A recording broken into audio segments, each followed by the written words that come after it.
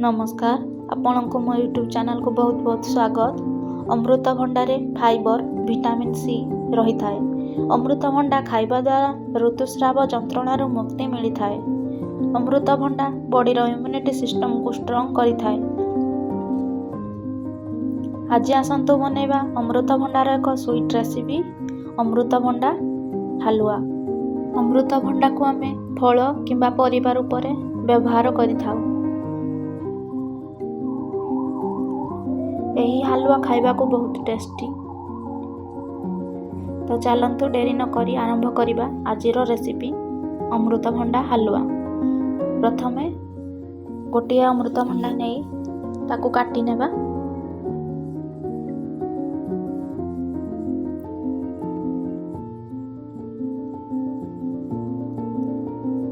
ताकू दुई फाळ करी तार चोपा छड़ाई नेबा। तार मंजी को काढ़ी नेबा। ताकू एभली चामच साहाय्य टिके कोरी नेबा। ताकू ग्रेटर साहाय्य कोरी नेबा। एभली भाबरे मु सबु अमृतभंडा को कोरी नेछि। अमृतभंडा को आमे कंचा किंबा पाचिला खाइ थाउ।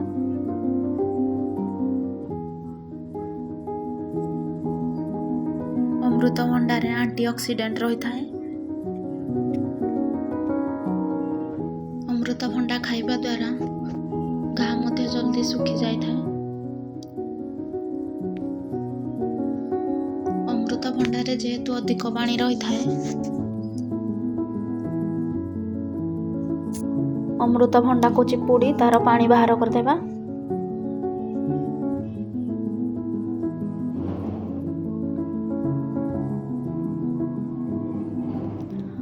तापरे कड़ाई रे घी पकाई सेथिरे काजू किशमिश पिस्ता बादाम को पकाई भल भाव रे फ्राई करनेबा।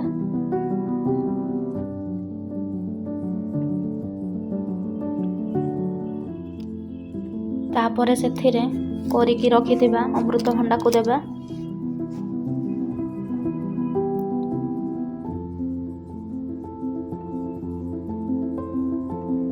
ताकू भल भाव रे भाजी नेबा।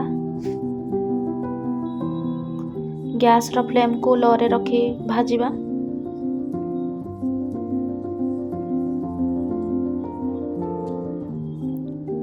तापरे किछि गरम पानी नेबा। हलुआ पाई मु सेथिरे 4 चम्मच अमूल नेछि।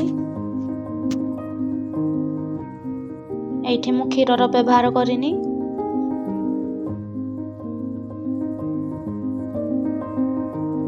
ताकू भल भाव रे गोळेई नेबा। एबे हमर अमृतभंडा भल भाव रे भाजी होई गलानी।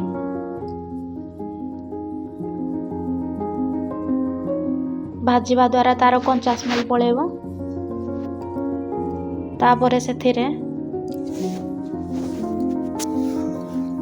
अमूल पकाइबा। ताकू भल भाव रे गोळेई नेबा।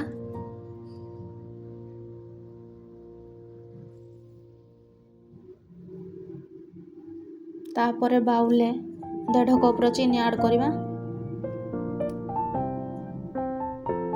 आपण आपणको पसंद हिसाब रे मिठार परिमाण कम बेसी नै पारबे।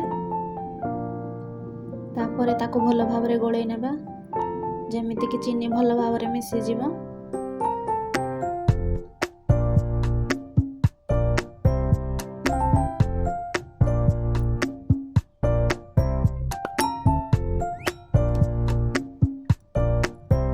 देखते बे अमृतभंडार पानी अंश मरी गलानी।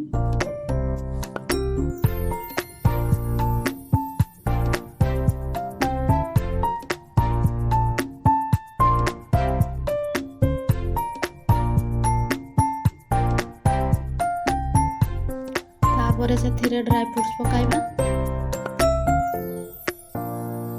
ताकू भल भाव रे गोळेई नेबा। एबे हमर अमृतभंडा भल भाव रे सिझी गलानी एवं सेथिरे थिबा पानी अंश मध्य मरी गलानी। एहाकू आपण ब्रेकफास्ट बा पिला मानको टिफिन ଦିନେ ଦେଇପାରିବେ। ଏବେ ଆମର ପ୍ରସ୍ତୁତ ହୋଇଗଲା ପପେୟା ହାଲୁଆ। ଯଦି ଆପଣଙ୍କୁ ମୋ ଭିଡ଼ିଓ ଭଲ ଲାଗେ ଲାଇକ୍ ସେୟାର ସବସ୍କ୍ରାଇବ୍ କରିବେ। ଏହାକୁ ଆପଣ ଘରେ ବନାନ୍ତୁ। ଏହା ଗାଜର ହାଲୁଆ ଠାରୁ ମଧ୍ୟ ଅଧିକ ଟେଷ୍ଟି ଲାଗିବ।